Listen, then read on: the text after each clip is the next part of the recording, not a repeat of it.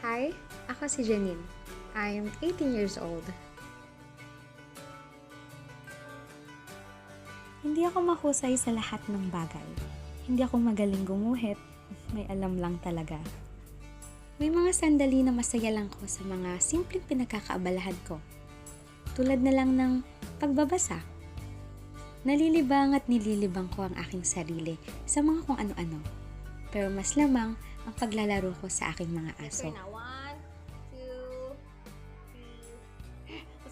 May mga bagay na nagpapaiba sa akin. Ang pagkanta, pagsayaw at pagtugtog ng gitara.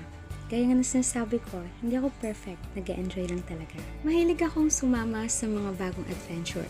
Travel, explore, subukan ng mga bago. Sabi nga nila, i-enjoy mo lang ang buhay. So why not try new things, diba? Para kasi sa akin ang buhay ay tungkol sa mga kwento na ginagawa natin.